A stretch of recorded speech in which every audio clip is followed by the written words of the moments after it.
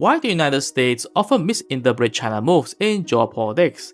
It is sometimes hard to understand someone from different society where the communication can be layered in many forms or ways. Many people think it's just about ideology or power competition or even military strength, but there's another reason that's often ignored, which is the communication style. Hello everyone, welcome back to the channel. Today is day 8 where we talk about geopolitics, culture, and communication. Miscommunication can be very disastrous where you don't understand what people are talking, especially from different countries. The United States comes from a culture called low context communication.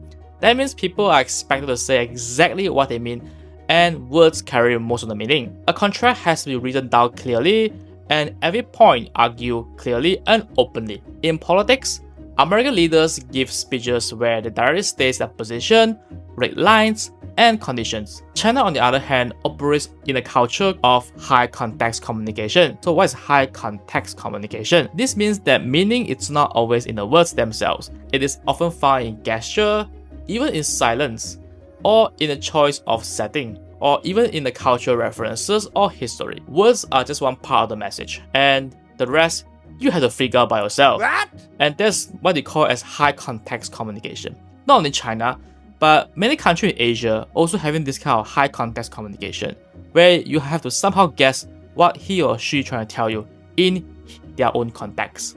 So think about this. If an American officer says, we'll consider about this, it is usually say no, or it means no. They want to be polite, but they will say it directly. But when Chinese officials say we'll consider about this, so the meaning can be very different. It could mean yes, we agree but we don't make it public yet. Or we disagree, but we are leaving space for negotiation. So it can be very subjective, depending on how do you interpret the meaning based on silence, gesture, and any other form of meaning. And the exact same phrase can carry different meanings depending on the cultural context. That's very interesting. If you talk with someone from China or maybe from other Asian country, the way they talk to you might not mean in their heart, because he or she might think differently. The words that they use for the oral conversation might be different from what they are thinking in mind. So this gap between low context and high context communication often causes big misunderstanding in geopolitics. So let's talk about example. During the U.S China trade war under President Donald Trump, American negotiators wanted China to make clear commitments in writing. They expected a deal with specific points, tariff lowered, rules enforced, but the Chinese side often responded with symbolic actions instead of clear words. They arranged long banquets, used phrases from the classical Chinese literature, or referenced past cooperation. To them, these gestures were signals of goodwill or progress. But for the Americans, it looked like stalling tactics and empty talk. Some people from America might think it is rude or disrespectful. China often sends its message through symbolic gesture. Instead of saying we will attack Taiwan on this date, China sails warship through Taiwan streets, increases military flights near Taiwan airspace, or has its leader make speeches about reunification and historical destiny. To the Chinese leaders, these acts are clear warning, but for the US policymakers, they often look like a vague propaganda, or they are just dismissing some of the important context from all these conversations and also all the speeches. This is actually very dangerous, and there's a gap in interpretation. One side thinks that it's already sent a strong signal, while the other side thinks no real warning has been given. Another example is the recent military parade, where China has shown to the world that some of the most powerful weapons now that they're having. So indirectly, they are trying to tell you that we are ready for war, and also we're ready to defend ourselves in case of any possible wars. The seating arrangement at the state dinners, the length of the handshakes, and whether tea is poured before or after a meeting, all these are seen as signals. In the West, people often see these details as unimportant or just a cultural flavor. In the high context society like China, this gesture can matter more than just an official press release. So why does this matter for geopolitics? Because miscommunication can lead to miscalculation.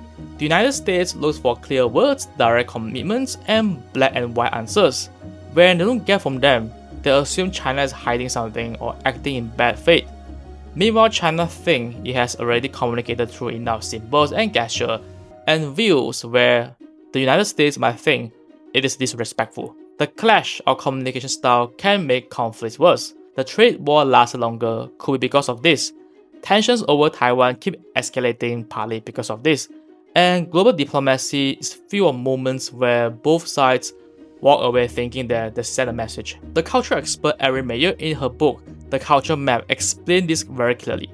Low context culture, it's like the United States, rely almost entirely on words, while high context culture like China rely on shared understanding built over years over the relationship and cultural signals. If you don't understand the context, you miss the message. And that's exactly what's happening in geopolitics. The United States often misread China not just because of ideology or strategy, but because it expects Chinese leaders to communicate like Americans. But they don't. Their signals are embedded in history, metaphor, and unspoken rules. So here's a bigger point. Sometimes war do not start from missiles or tanks. They start with miscommunication. So in a world where the US and China are the two most powerful countries in the world, and it's very important for both sides to actually understand what each other trying to think and what's the next move. So that's all of today for this video where I share about high context and low context communication based on my understanding. So if you found this video useful, don't forget to subscribe for more content like this, because in the future I will also talk about this as well from the cultural perspective. And see you in the coming videos. Bye bye.